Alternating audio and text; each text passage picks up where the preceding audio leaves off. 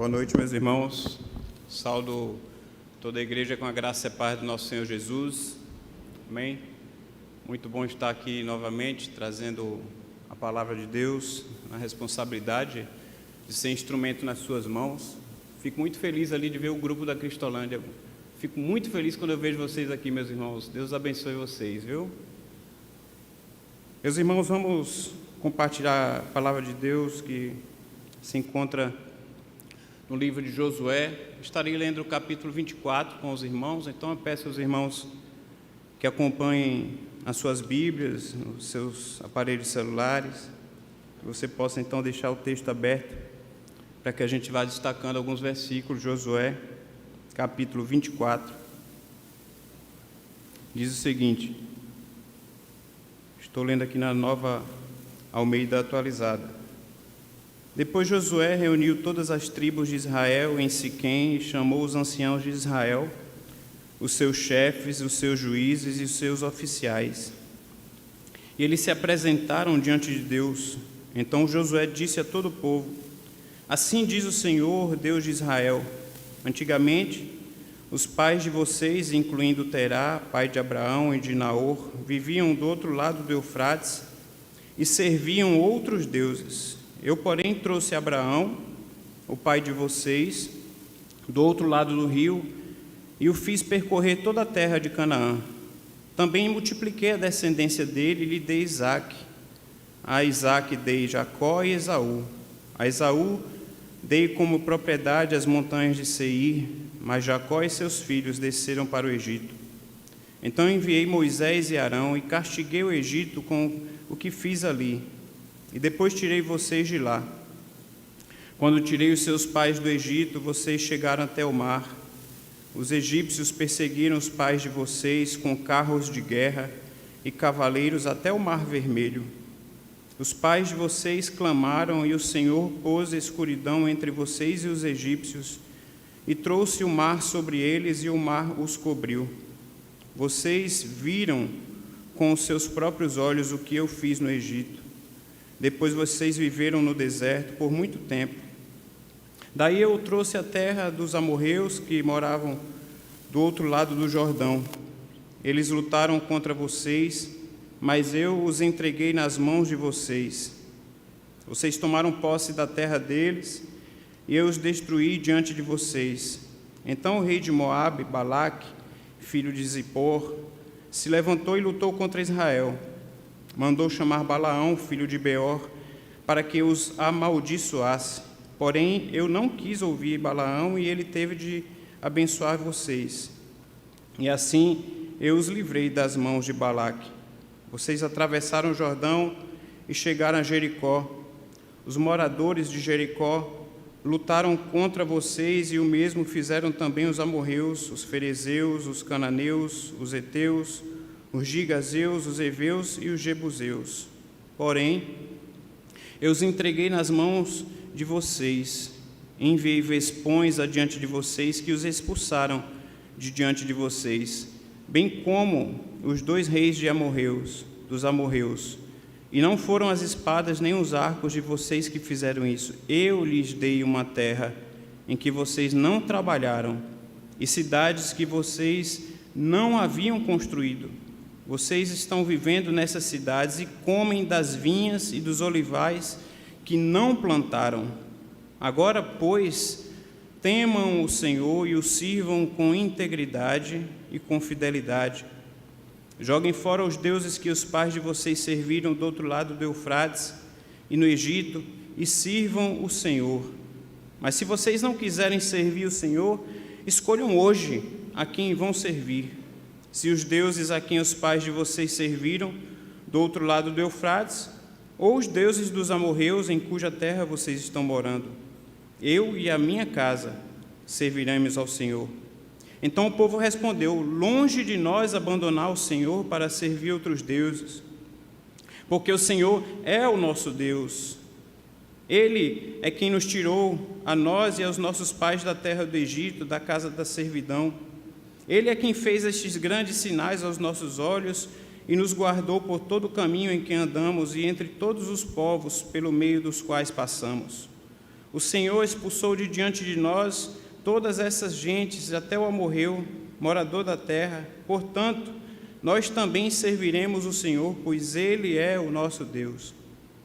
Então Josué disse ao povo: vocês não poderão servir o Senhor, porque é Deus santo, Deus zeloso, que não perdoará a transgressão e os pecados de vocês.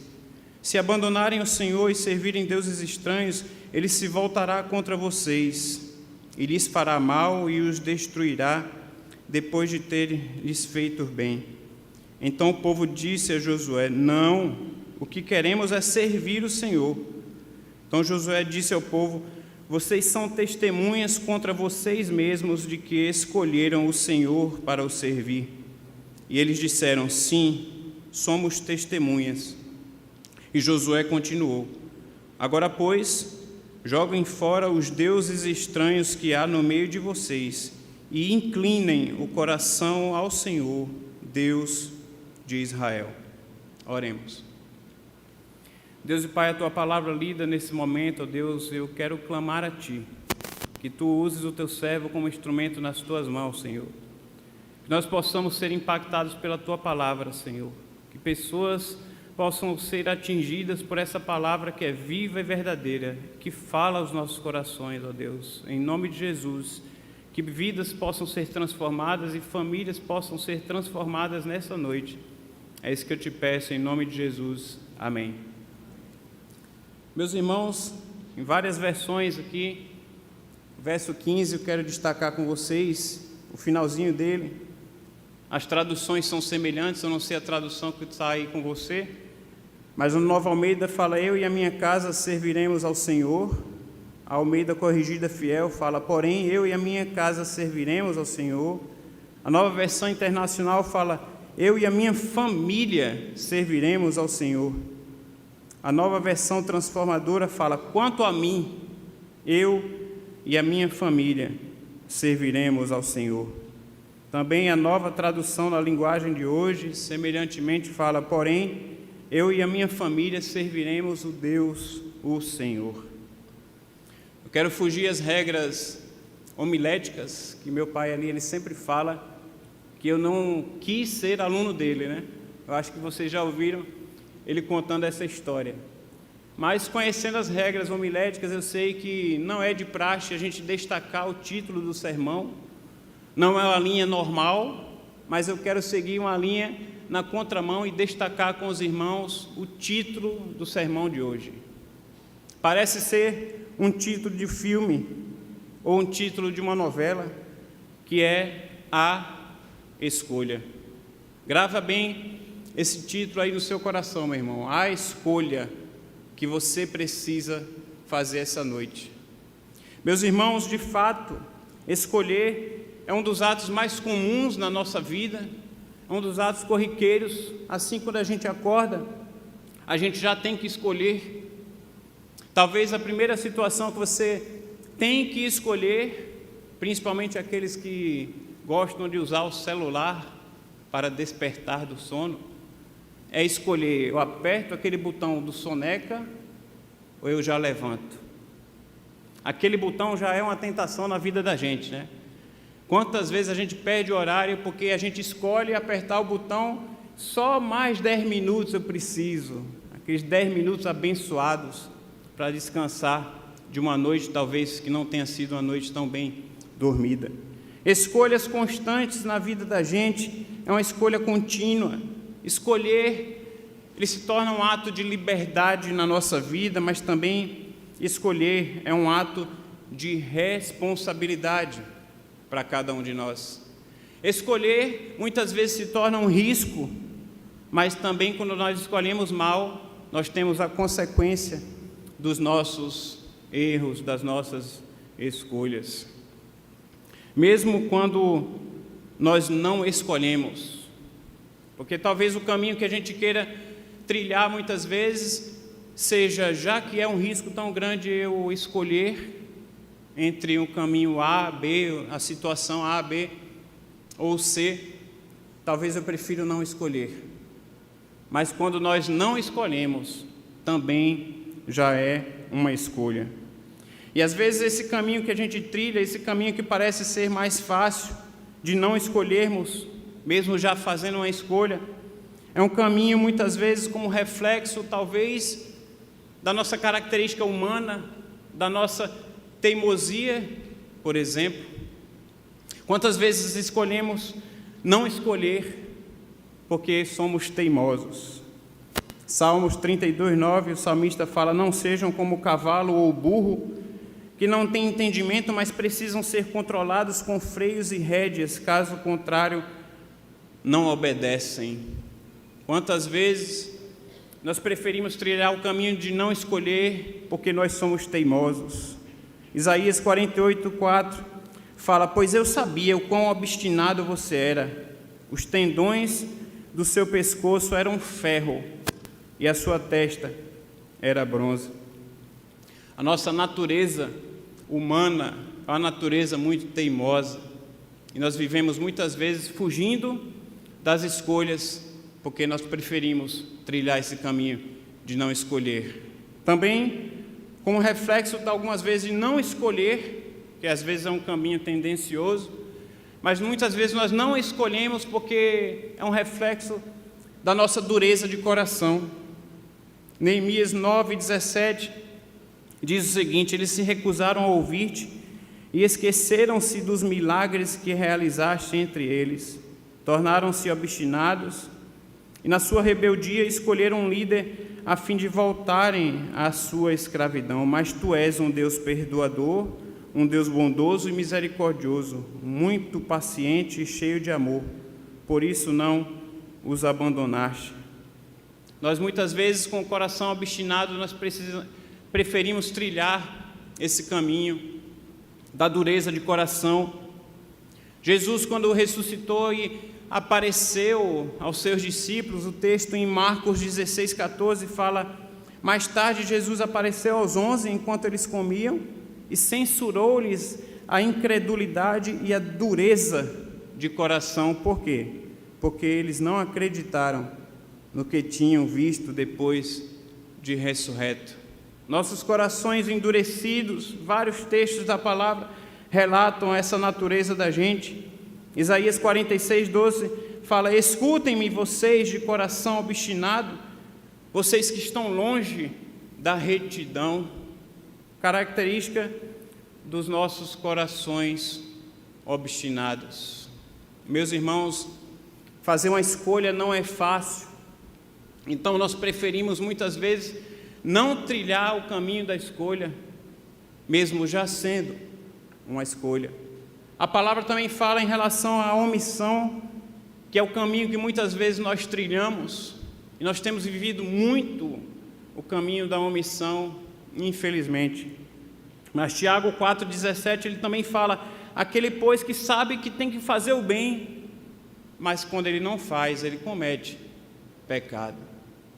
Quantas vezes é difícil nós realizarmos escolhas nas nossas vidas, mas nós somos chamados a escolher constantemente, a todo momento das nossas vidas. Escolher, por exemplo, entre o bem e o mal. Parece aqueles desenhos que era da época da minha infância, que hoje parece que não passa mais esses desenhos ingênuos, né? Os desenhos, eu fico abismado de ver uns desenhos animados com meu filho, eu falo: meu Deus do céu, quanta violência. Mas os desenhos da época da minha infância e da época da infância de vários dos irmãos, tinha aquele bonequinho do bem e o bonequinho do mal. Parece refletir muito a realidade do que nós vivemos constantemente. Parece refletir a realidade lá do Gênesis, quando Deus criou o mundo e Ele colocou no meio do jardim do Éden a árvore do conhecimento do bem e do mal, a luta constante que a gente vive entre escolher o certo e o errado. O próprio apóstolo Paulo, ele viveu muito essa luta constantemente, pois o bem que eu sei que eu tenho que fazer, esse eu não faço. Esse muitas vezes não é o caminho que a gente escolhe. A gente prefere, talvez, ou somos tendenciosos na nossa característica humana, na nossa relação humana, escolher um caminho que não agrada a Deus. Por exemplo, nós somos chamados a escolher e abrir mão nessa escolha abrir mão de alguma coisa que a gente gosta em detrimento de outra. Talvez você precisa abrir mão de algo essa noite, algo que você não consegue desapegar, mas que no fundo você sabe que é um caminho que não agrada a Deus, que não contribui para o coração de Deus. Somos chamados a escolher constantemente talvez escolher entre algo humanamente incerto em troca de sair da zona de conforto. Por exemplo, quantas vezes nós reclamamos de um emprego, quantas vezes nós reclamamos de uma situação, mas nós não temos coragem de escolher trilhar um novo caminho, porque é um caminho muitas vezes incerto, é um caminho da dúvida, mas nós preferimos então, pela nossa característica, escolher ficar na zona de conforto. Escolhas, meus irmãos, por menores que elas sejam, elas se tornam atos decisivos nas nossas vidas. Escolhas refletem para o resto das nossas vidas. Por exemplo, tem uma expressão que eu brinco muito, e a minha esposa está lá servindo lá no berçário, então depois ninguém fale para ela que eu falei isso. Mas eu uso essa expressão que fala: ó, a mulher que tu me deste, Senhor, para mexer com ela.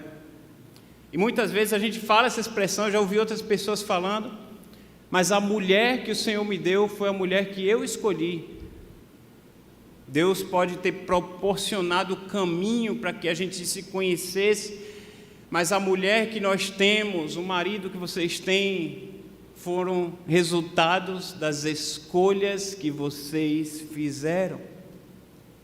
Se escolhemos mal, nós vamos então arcar com as consequências das nossas escolhas.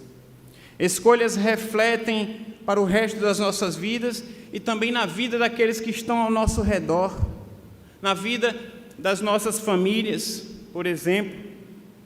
Aqui Josué, ele confronta o povo. Então nesse capítulo 24, ele relembra tudo que o povo de Israel viveu, todas as bênçãos que Deus fez o povo passar, os seus antepassados, relembra tudo que Deus já fez na vida deles. Ele chacoalha aquele povo e leva eles a tomarem uma escolha, a realizarem uma escolha. E aí, meus irmãos, uma pergunta que talvez nós podemos fazer para os nossos corações, as nossas vidas nessa noite é: quais das escolhas têm impactado as nossas famílias? Quando nós falamos então do mês de maio, o mês que nós enfatizamos as famílias, a pergunta primeira é: quais são as escolhas que têm impactado as nossas famílias? Escolhas que impactam positiva e muitas vezes escolhas que nós tomamos que impactam negativamente as nossas famílias. Quais têm sido as nossas prioridades? O que é importante para as nossas vidas? Qual o caminho que nós temos escolhido trilhar? Josué confrontou aquele povo, instigou-os a pensar, a relembrar, a trazer à memória tudo aquilo que Deus já tinha feito na vida deles. Quantas vezes, meus irmãos, Deus opera de uma maneira tremenda na vida da nossa família, na nossa vida, e parece que nós temos que levar uns chacoalhões da vida. Parece que tem que chegar alguém e falar para você e balançar você e falar assim: acorda, porque você está trilhando esse caminho, porque você sabe que está longe da vontade de Deus, porque filhos que foram criados em lares cristãos, conhecedores das palavras de Deus, escolhem trilhar um caminho muitas vezes que não agradam a Deus. Quais têm sido as nossas escolhas? O que temos seguido e buscado a ponto de tornar-se um norte, tornar-se uma referência nas nossas vidas? O que nos dá prazer, o que nos dá alegria, o que nos motiva? A escolha. Por mais que pareça o título de um filme de Hollywood, talvez uma novela mexicana, Agora a moda é novela coreana, né? Mas eu acho que não tem nada a ver com o título de novela coreana. Inclusive eu pesquisei e, por coincidência, existe um filme com o nome A Escolha, né? Não assisti o filme, não posso fazer propaganda dele. Mas a escolha que eu estou falando para você, meu irmão, por mais que pareça o título de um filme, é a escolha que você pode fazer na sua vida, que impacte positivamente a sua família. O texto fala: escolham hoje a quem vocês querem servir. É interessante que eu coloquei aqui no meu esboço todos os comparativos, em todas as versões, ela fala: escolham hoje. É um imperativo que nós precisamos seguir e tomar uma decisão do hoje. A música que os nossos irmãos cantaram ali fala exatamente da decisão que nós temos que tomar hoje. Mas nós somos tendenciosos a procrastinar e deixar, porque é mais fácil, é mais cômodo eu deixar para resolver amanhã. Deus oferece a mim e a você a escolha, mas mesmo assim Ele também proporciona a possibilidade que eu e você temos de negar essa escolha. Embora essa escolha que Deus quer que nós façamos é consequência da escolha que o próprio Deus já fez através do seu Filho Jesus. Jesus, falando aos seus discípulos, Ele afirmou: vocês não me escolheram, mas eu os escolhi. E os escolhi para irem e darem fruto, e fruto que permaneça. João 15:16. Essa palavra, meus irmãos, é uma palavra verdadeira, é uma palavra extensiva a mim e a você no dia de hoje, uma palavra atual a mim e a você. Portanto, nós devemos nos posicionar e escolher a quem servir. Escolham hoje a quem vocês querem servir. Meus irmãos, servir a Deus é um privilégio único, é uma oportunidade tremenda que nós temos. O salmista, ele sabe disso. E na Nova Almeida Atualizada, Salmo 100, verso 2, ele fala: sirvam ao Senhor com alegria e apresentem-se diante dele com cântico.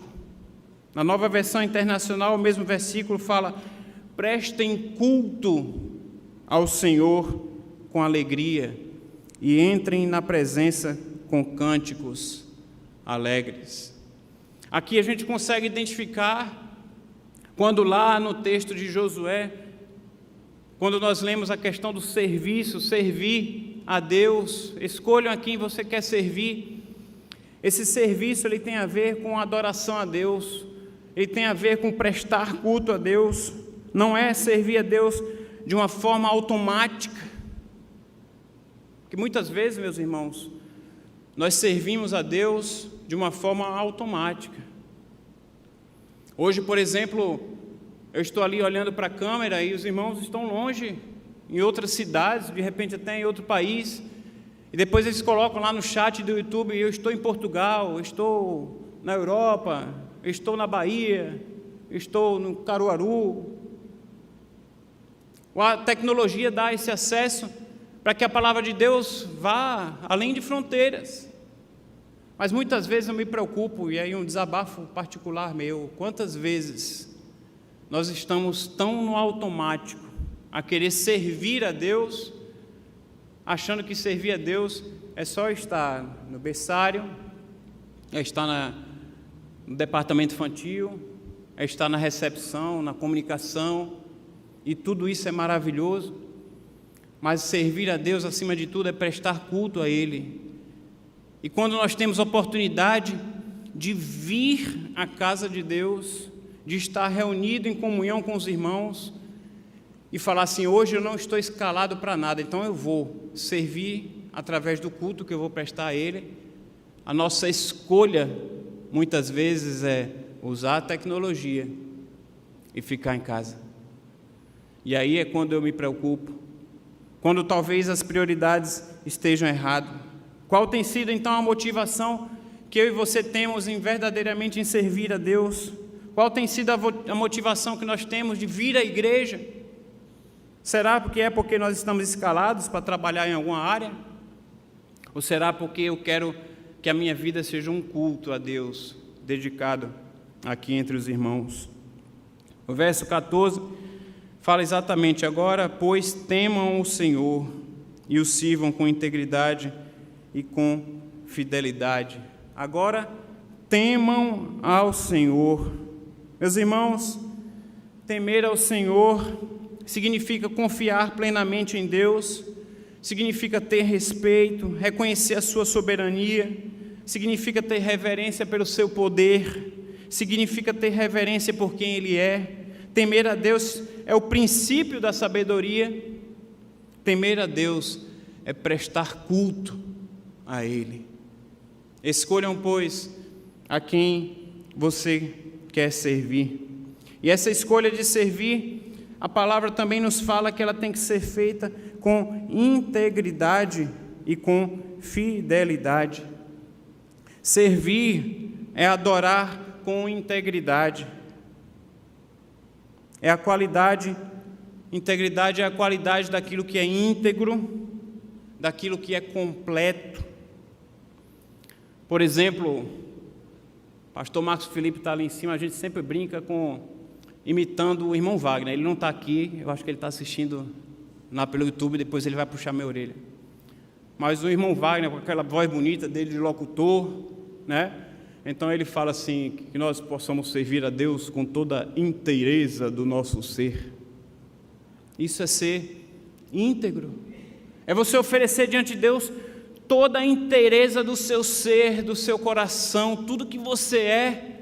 É você se oferecer a Deus com integridade. Nunca essa oração e essa frase fez tanto sentido quando eu e você tivermos a oportunidade de oferecer com a inteireza da nossa vida a Deus. Isso é servir e adorar a Deus por completo. Isso é então buscar, pois, em primeiro lugar o reino de Deus e a sua justiça, sabendo que todas as demais coisas nos serão acrescentadas. O salmista, ele reconhece essa necessidade da integridade para com o Senhor. Ele fala no Salmo 41:12: por causa da minha integridade me sustens e me pões na tua presença para sempre. Precisamos então servir, adorar, prestar culto a Deus com integridade, mas também fazer com fidelidade. O texto fala: temam o Senhor e o sirvam com integridade e com fidelidade. Meus irmãos, como é desafiador para a gente nós servirmos a Deus com fidelidade. Fidelidade, ela vem de Deus, e quanto mais nós nos aproximamos dEle, mais nós podemos aprender a ser fiéis a Ele. A fidelidade é uma das fatias do fruto do Espírito. Ela vem de Deus, ela vem do Espírito Santo. Quanto mais nos relacionarmos com Ele, mais então nós poderemos desfrutar da fidelidade a Deus. Ontem, aqui no culto jovem, no Conexão Jovem, pastor Marcos Felipe pregando, ele pregou lá no texto de Daniel 6, e relembrando então esse texto, quando Daniel foi posto à prova, quando Daniel começou a se destacar entre os outros, e começou a criar aquele clima complicado, começou a criar aquela inveja, e Daniel foi posto à prova e falaram que tinha que mexer com ele alguma coisa que influenciasse em relação ao seu Deus, porque a palavra fala que não puderam achar nele falta alguma, pois ele era fiel. Já pensou, meus irmãos, que característica linda, poder servir a Deus sendo fiel a Ele constantemente? E a palavra nos desafia isso, nos desafia nessas escolhas que temos que tomar no dia a dia.